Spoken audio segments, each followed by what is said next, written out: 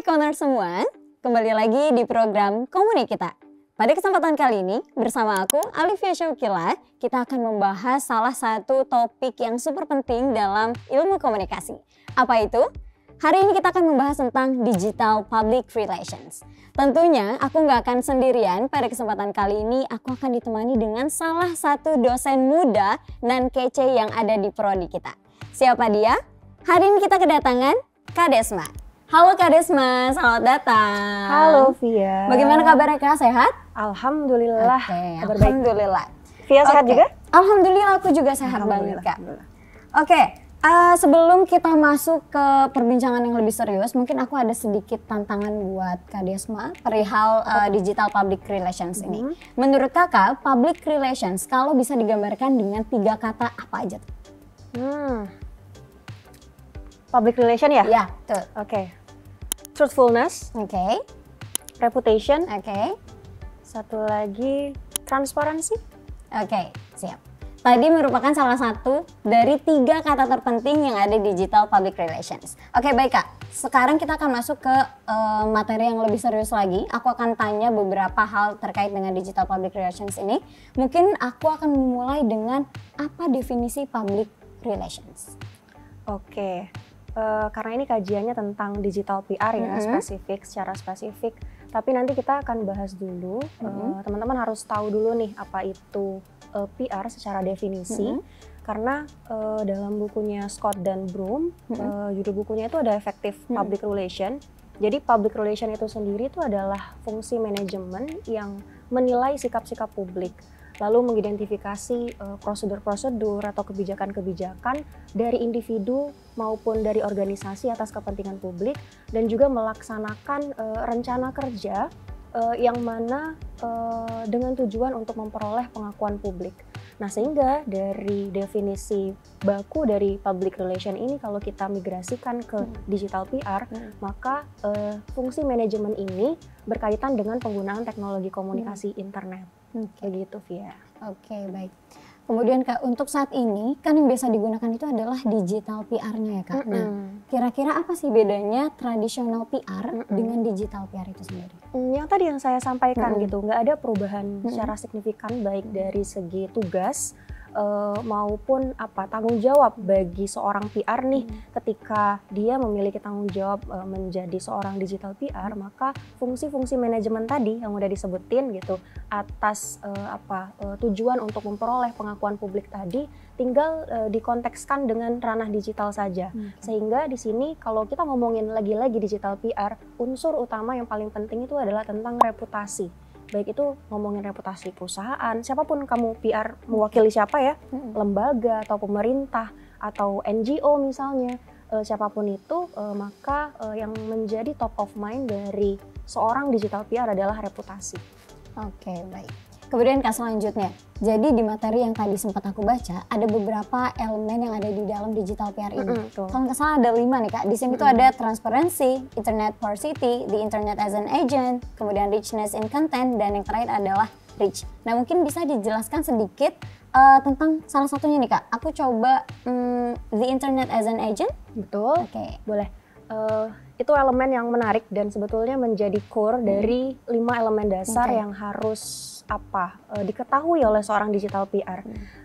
Mengenai tentang internet as an agent, jadi kalau misalnya kita gambarkan sebagai sebuah bagan nih, internet agensi atau sistem dari internet itu merupakan poros utama dari seorang digital PR, yang mana mereka harus menempatkan internet itu sebagai segalanya.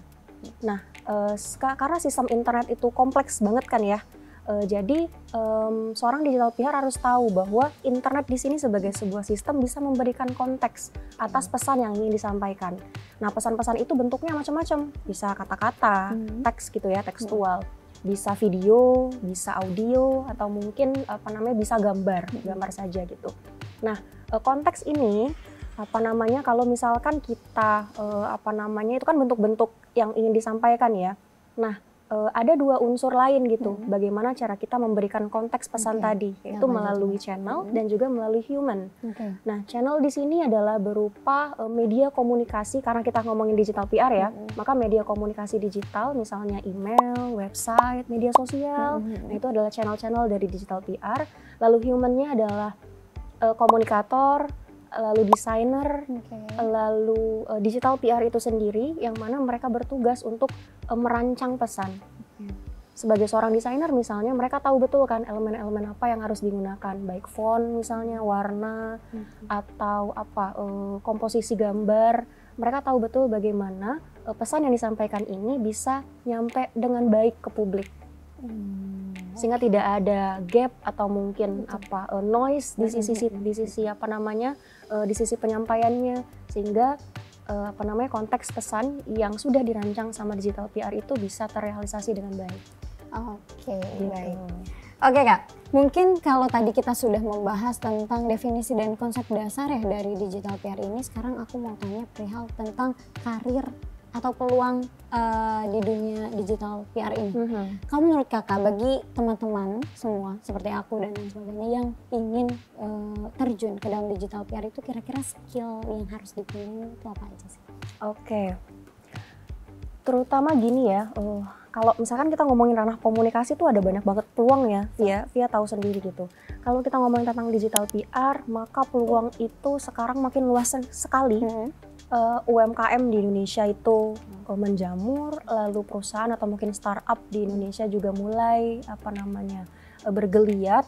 Begitupun juga dengan institusi pemerintahan, mereka mulai bermigrasi yang sebelumnya konvensional, lembaganya berupa gedung fisik, mereka juga memiliki channel di media sosial atau YouTube atau websitenya gitu ya. Maka peran digital PR itu sangat penting dan sangat digunakan, sangat dicari-cari. Lalu kompetensi dasar mungkin ya yang harus dimiliki oleh seorang digital PR, tentu karena top of mind dari digital PR adalah reputasi, maka seorang digital PR harus memiliki sisi ethical behavior. Apa saja itu? Ada yang pertama ada truthfulness, yang kedua ada duty of care to employees. Truthfulness ini kita ngomongin tentang bahwa digital PR itu mempunyai prinsip kebenaran dalam dirinya, bahwa walaupun memang misalnya di sisi fakta itu tidak menguntungkan bagi perusahaan, tapi kebenaran itu harus disampaikan. Atas dasar apa? Agar publik bisa menaruh kepercayaan ke perusahaan. Nah, begitupun juga dengan duty of care to employees, kita singkat saja. Tadi kan peran utama dari digital PR itu adalah reputasi ya, reputasi perusahaan. Dia ngurusin apa kata publik terhadap perusahaannya gitu. Nah, bukan hanya itu, tapi employee atau karyawan di dalam perusahaan itu juga menjadi tanggung jawab digital PR agar si employee tadi tuh bisa berperilaku selayaknya digital PR itu memiliki konsep dalam rancangan kerja, misalnya tidak blunder di media sosial atau terus menjaga reputasi perusahaannya, sehingga peran kerja dari digital PR itu tuh nggak loss gitu aja. Digital PR kan pasti sudah merancang sebaik mungkin nih citra perusahaan bagaimana, reputasi menjadi peran utama, tapi ketika employee blunder, udah nggak ada apa-apanya gitu ya, percuma saja. Nah, sehingga digital PR itu juga harus memikirkan bagaimana karyawan itu harus bertindak, terutamanya di ranah media sosial. Karena kita pasti punya channel masing-masing ya, pasti punya akun.